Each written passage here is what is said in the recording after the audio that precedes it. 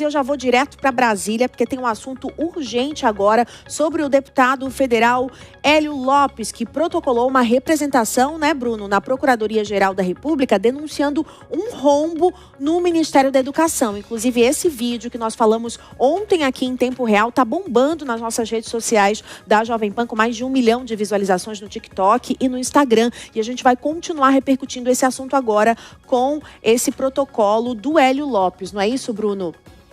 A gente continua de olho sim, viu? E a quem está chegando agora, só para a gente explicar o levantamento que foi feito de uma irregularidade, um rombo de quase 4 bilhões de reais, que agora o deputado Hélio Lopes está solicitando uma investigação um pouco mais aprofundada no Congresso Nacional. Sobre a responsabilidade do ministro Camilo Santana, a medida tem como essa base o relatório de uma auditoria anual da CGU, que identificou uma distorção contábil de mais de 4 bilhões de reais. São falhas em várias contas que foram infladas de forma irregular. E aí este assunto acabou exigindo, então, uma apuração sobre essa irregularidade, sobre essa confusão nas contas do Ministério da Educação. O deputado Hélio Lopes, ele apresentou um requerimento, então, para essa investigação e está recolhendo ali nos corredores do Congresso Nacional assinaturas para conseguir investigar esse escândalo, para tentar ver a gravidade dos fatos. Até agora já são quase 50 assinaturas que já foram recolhidas para instalar esta CPI. São necessárias 171 assinaturas. Eu cheguei a conversar hoje ainda com auxiliares do deputado Hélio Lopes, com a assessoria que está recolhendo assinaturas. Disseram que a expectativa no final de semana é de aumentar esse número, já que ontem, com uma agenda cheia e já chegando num recesso, acabou enfrentando uma dificuldade para conversar com os parlamentares, mas a ideia é de aumentar esse número no final de semana. E aí sim, na volta do recesso, instalar uma CPI. A gente vai ouvir novamente o nosso especialista, comentarista desta quinta-feira, João Belucci, que continua com a gente em tempo real. João, um ano que vai sendo finalizado quase no Congresso. Ano que vem inicia já uma nova campanha eleitoral. Após o recesso, vem uma CPMI para investigar o INSS e, se ele conseguir essas assinaturas, instala uma CPI do Ministério da Educação. Como fica a imagem do governo para uma campanha eleitoral com 2 investigações em andamento dentro do Congresso Nacional?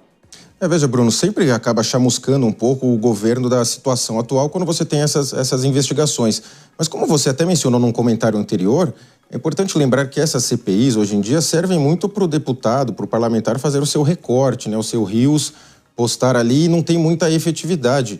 Talvez o maior exemplo tenha sido recentemente a CPI das bets, onde alguns senadores protagonizaram eventos ali lamentáveis diante de uma influenciadora, e a CPI acabou não dando em nada. Então acaba sempre tem um apontamento ali para o governo, mas na prática eleitoralmente acaba não mudando muito. A questão tanto da menção ao MEC na educação, quanto da segurança, saúde, existem áreas.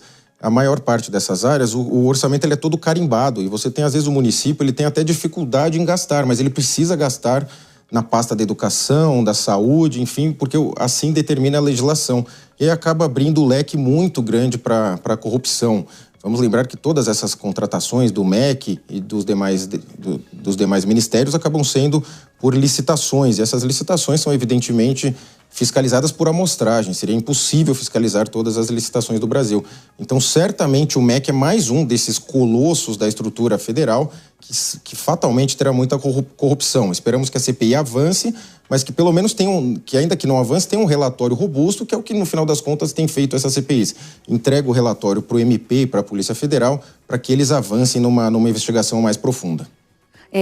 João, aqui a Márcia do estúdio novamente. Em relação à opinião pública, o que eu sinto é que essas CPIs, para quem está de fora, quem está assistindo, servem mais de palanque do que trazem alguma resolução. Essa é a sua análise também?